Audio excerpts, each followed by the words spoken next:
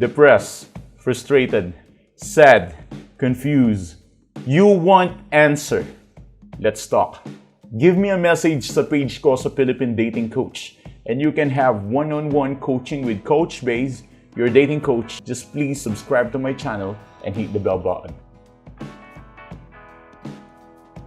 Alright, so good evening everyone. At makakapag-post na naman tayo ng video today. So, bago natin buksan ng topic, if you are still thinking if you can get your ex back or you can't, ano ba ang sitwasyon mo ngayon or may chance ba kayo ng ex mo, I think the best person to ask is no other than me. So, ang gawin mo lang, dumiretso ka sa aming page sa Philippine Dating Coach. Ayan, nabigay naman namin yung Facebook page namin dyan and just give us a message and we can have one-on-one coaching. Anyways, let's go and let's talk about this thing. Alright, so our topic today is kahit mayroon pa siyang iba, mapofall in love sa'yo ang ex mo, gawin mo lamang ito. You know, the process or the part na naging kayo ng ex mo, it simply means na minsan din na na-in love sa'yo ang ex mo. Did you even ask yourself kung ano bang mga categories or ano bang mga, ano bang meron ka? Ano ba yung mga, ano ba yung mga bagay na meron ka at bakit na-in love siya sa'yo noon? Let's go back. Example, 3 years ago. That was 2019, kung 3 taon ang bibilangin natin. Naging kayo ng ex mo for a very particular amount of time. It simply means na meron siyang reason kung bakit siya na-attract sa'yo. Yun yung una. Merong dahilan kung bakit siya na-attract sa'yo. Hindi naman pwedeng maging kayo ng walang reasons, di ba? So, for that, naging kayo, and that way, sa process siguro, nagkaroon ng toxican or nagkaroon ng problema or you became a piece of joke or nawala yung attraction mo. For that reason, nawala siya. Pero noong mga early 2019s, noong mga 3 years ago, nagliligawan pa kayo, nagpopormahan pa kayo, di ba? Parang ganun. It's like you are trying to please her or trying to please you. And at the same time, siguro medyo exciting yung part na yun kasi naging kayo. Yun yung punto yung salitang naging kayo. Noong mga times na yun na naging kayo, yun yung mga times na nagustuhan ka din niya. So, hindi natin pwedeng i-reconsider na hindi ka niya nagustuhan kahit minsan. Dahil sa katotohanan ng lubos, nagustuhan ka din niya minsan sa buhay niya. Ang problema lang, kaya siguro kayo naghiwalay, is dahil sa maraming factors. Possibly, naging needy ka or naging toxic ang relationship o kaya pareho. May chance kasi na ganun talaga. It's either naging toxic or naging needy ka or possibly may mga ibang reasons na hindi natin ma-handle.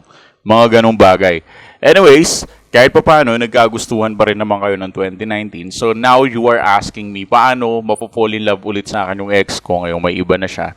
Actually, ito yung isa sa mga pinakamahirap na tanong na mahirap ding solusyonan.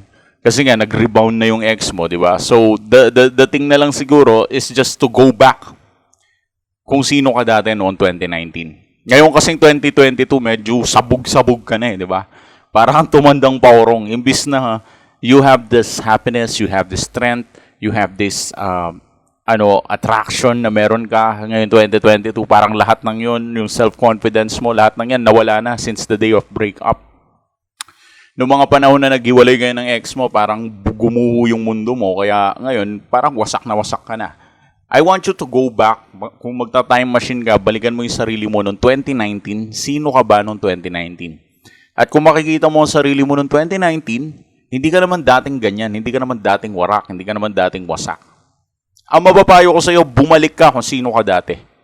It doesn't mean na hindi ka nagse-self-improve kapag binalikan mo yung dati mong pagkatao.